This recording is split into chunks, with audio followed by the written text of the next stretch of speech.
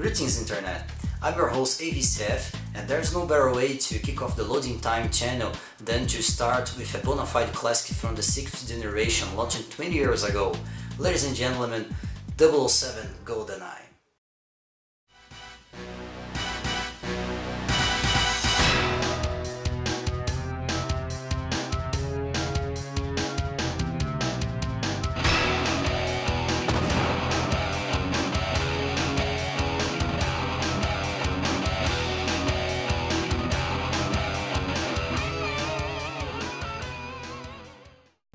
Developed by Rare and published by Nintendo in August 1997 for the Nintendo 64, 007 Goldeneye seemed doomed from the start. To begin with, it was developed by a staff with no previous experience with shooters, which from a console standpoint was generally limited by a bunch of low-quality PC ports.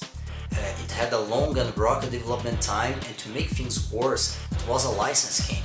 In other words, synonym of utterly terrible games. E.T. and Superman 64 are the most famous example. Well, the fact is Goldeneye has become an instant classic and is still revered even after 20 years after its original release. But after all, what is the reason why Goldeneye is still beloved and why it's so remarkable? Has it aged well? Let's find out right now. Right, it is a no-brainer that Goldeneye in-game character models look like a shooter version of Minecraft compared with the modern HD FPSs, but its visuals were very good by 1997 standards, especially when we remember that graphic cards for PCs were quite expensive and not so accessible back in the day. So, in that sense, even though Goldeneye was a graphically inferior game than Quake for instance, it was however a far more accessible game.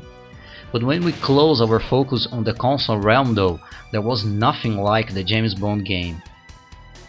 Some of the game stages featured large maps, the overall graphic detail was quite good, and it presented very good effects like explosions, smoke and shadows. Aside from their aforementioned ugliness, the characters, especially the stage enemies, were very well animated. Right, everything looks simplistic by today's standards, but it was impressive back then to see the enemies presenting different reactions accordingly to where they were shot. Also, it was very interesting to notice that Goldeneye guards had a better AI than usual goons from other shooters of the time, who usually just charged directly to the player.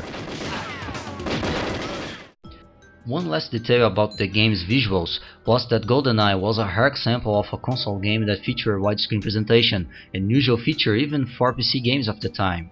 And speaking of unusual features, Goldeneye even presented dual analog support way before than other console shooters. Well, sort of. To check it out, just pause the game, browse the menu to search the controller options and then select one of the two number 2 presets. Okay, it works more like a curiosity than anything, and I struggled trying to get used with this scheme, but it works indeed, and it's somewhat playable. Moving on to the game design side, one of the reasons why Goldeneye is considered as a remarkable game was its well-structured single campaign, full of simple yet brilliant moments. One of such instances was the intro from game's second stage facility.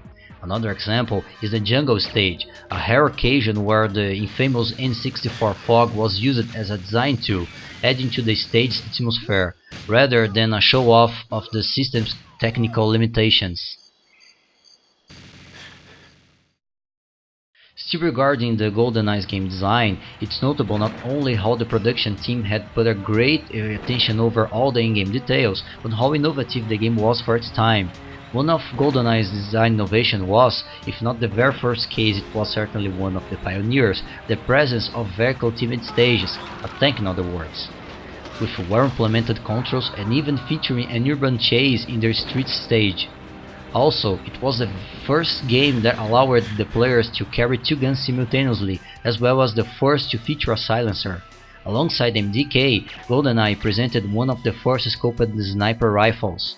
It's noteworthy to remember that destructible ambients were not a norm when Goldeneye was launched, and even then the game featured a large array of destructible objects, such as surveillance cameras, monitors, computers, tables, chairs, windows, you name it. There's lots of stuff to just try. And yet everything was very well put together by the game's excellent game design, so the outcome is an organic and natural game experience.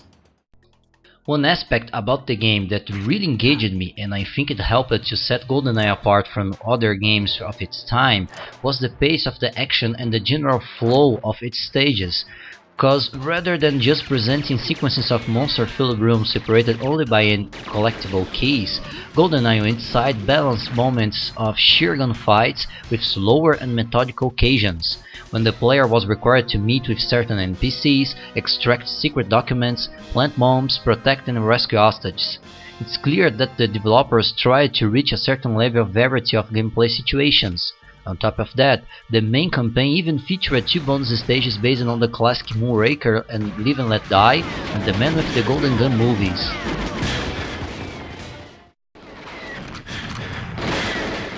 And we all know that it's impossible to talk about GoldenEye without mentioning its legendary multiplayer mode, responsible for countless hours of frantic action, golden guns, and proximate mindmass. As a curious fact, accordingly with the game's director Martin Ollis, in an interview published in the book N64 Anthology, the multiplayer mode was the last to be implemented in the game, and only 6 months before its launch date. Right, back in the day, games like Doom already had online deathmatches by modem. However, for those who only could count with a game console to play, GoldenEye remained for some years as the best option for multiplayer matches. And besides me, who else have memories of hours and hours of matches with close friends, all sharing the same screen of an old CRT TV? Coming around to nowadays, what's the threshold between the actual enjoyment of the game and the nostalgia as an excuse to belittle much of the game's setbacks? Well, after 20 years, has GoldenEye aged well, especially in a game genre, in this case the shooters, that has improved so much over all those years? Well, in my humble opinion, I still think yes, it has aged well. But it's undeniable that the time has shed light over much of the game's rustiness.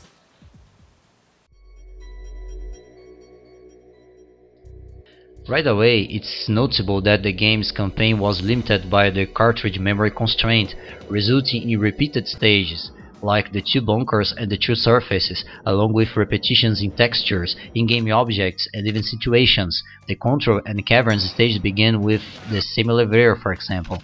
Moreover, the game also suffered from RAM memory constraints, which severed the number of soldiers in display in some stages.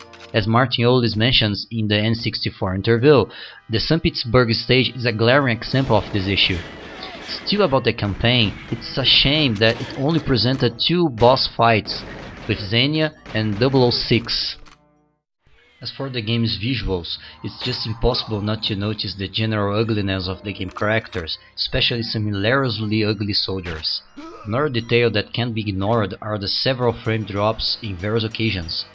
They were very noticeable, and even though they weren't game-breaking, the Cradle stage presented a performance issue that was nearly unacceptable. It's also impossible not to mention that the slower pace of the action was also due to the presence of just one analog stick on the N64's overhead controller. The game relies on a semi-automatic aim system in order to try to compensate this limitation, as the dual analog option was nothing but an improvisation. In a nutshell, the game control works in general, but it's undeniably outdated.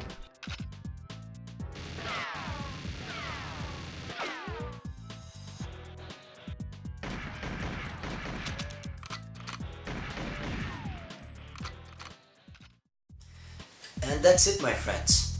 It's a fact that GoldenEye has aged in several aspects, but it passed by the test of the time. I believe so, but I want you to hear your opinions here on the comment section below, or even on the Loading Time blog. Thank you for the audience, until the next time, and goodbye.